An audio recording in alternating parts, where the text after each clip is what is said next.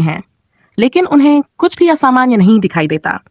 2 हफ्तों तक जब गार्ड उनकी आदतों के आदी हो गए और सतर्कता तक कम कर दी, तब कैदी ने अपनी भागने की योजना शुरू की। उसने लैंप के बीच से नर्म लोहे का एक टुकड़ा निकाला और उसे आधा मोड़ दिया।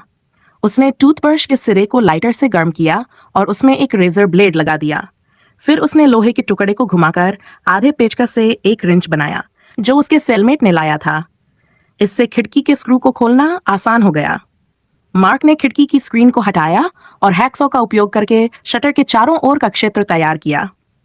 लेकिन दिक्कत यह थी कि यह एक कट प्रतिरोधी खिड़की का फ्रेम था। इसमें स्टील की छड़ें वेल्ड की गई थीं, जिसे काटने में काफी समय लगता। लेकिन फिर भी अचानक हेड गार्ड निरीक्षण के लिए आ गया। उसने मार्क के सेल के दरवाजे पर लटकती हुई चादर देखी और तुरंत उसे हटाने का आदेश दिया।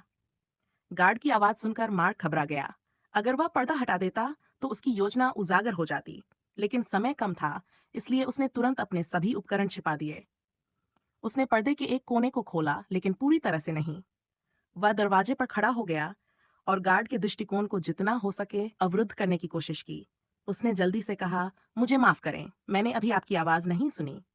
सौभाग्य से गार्ड ने कुछ नहीं देखा और वहां से चला गया।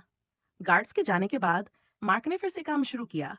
उसने शटर के नीचे नियंत्रण क्षेत्र से सभी चीजों को हटाया और खिड़की को उसकी मूल स्थिति में बहाल कर दिया। कट के निशानों को छिपाने के लिए उसने टूथपेस्ट और कॉफी के अक को मिलाकर दीवार पर लगाया। अब उसे केवल समय का इंतजार करना था। मार्क अकेला नहीं था, उसका पड़ोसी सेल का साथी पार्कर भी उसके साथ था। उन्होंने सभी कदमों पर कई बार चर्चा की थी, सुरक्षात्मक खिड़की को काटने से लेकर इमारत के नीचे संकरी छाया वाले रास्ते से गुजरने, वॉच टावर के ऊपर चढ़ने और अंत में 2 तारों की